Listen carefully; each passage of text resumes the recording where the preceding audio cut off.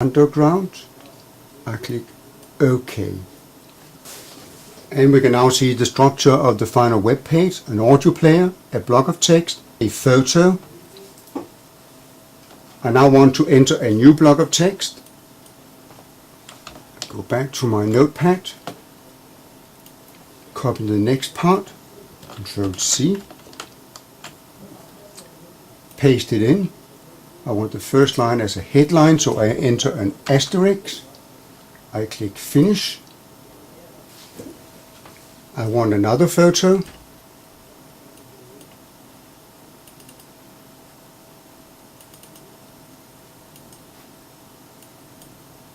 I'll put in one more text block.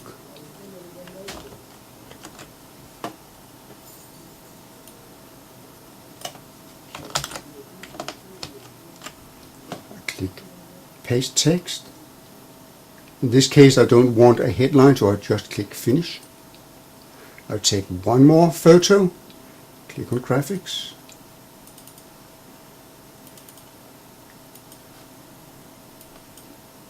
I take one more text block.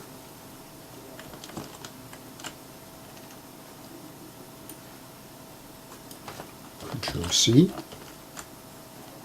Paste text. Finish. And one more photo again.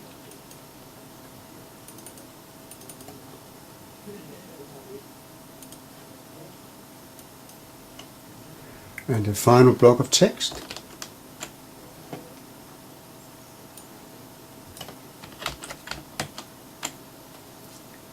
Paste, finish, and this is all I want for my web page, so I continue to select dictionary. To select the dictionary, I choose the language of the text. The text was in English, so I click on the line called English, and here that is where I select which dictionary language to link to, from English to, and I just try to select English, so it will look it up in a monolingual dictionary, but the end user can actually change the language.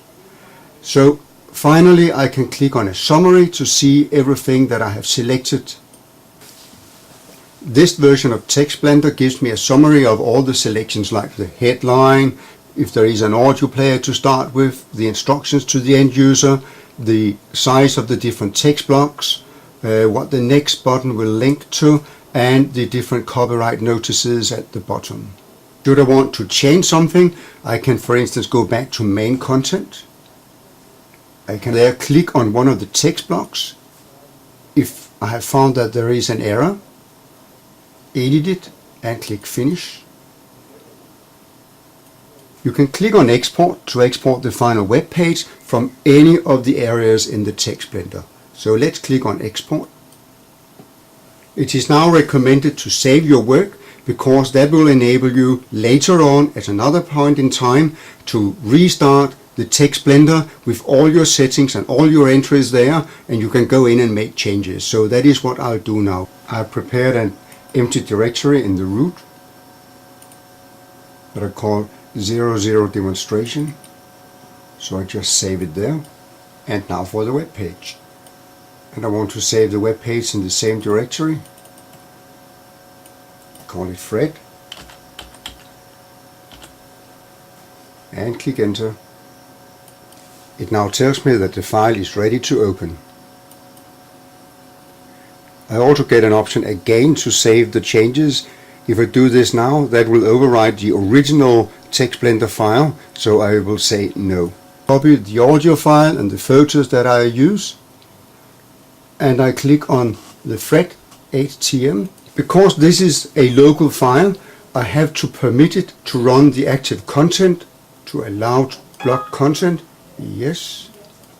An overview and brief history of the tube. It's old. End of story. Okay. No. You can now click on a word. Let's click on a word treat and look it up in an English to English dictionary, which is the one that I selected.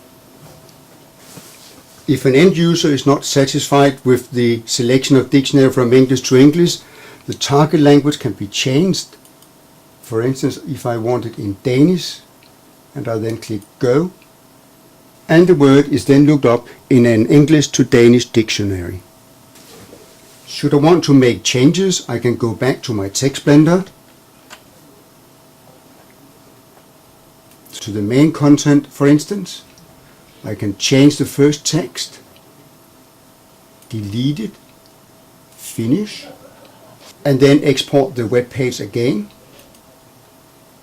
Export web page. Give it the same name.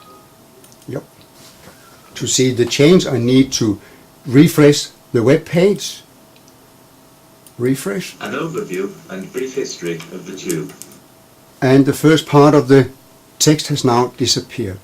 You can learn more about the TextBlender and how to put the files online in the real internet by going to the web page called www.languages.dk. Click on the tools area, and from there you can watch the different videos that shows how to do so.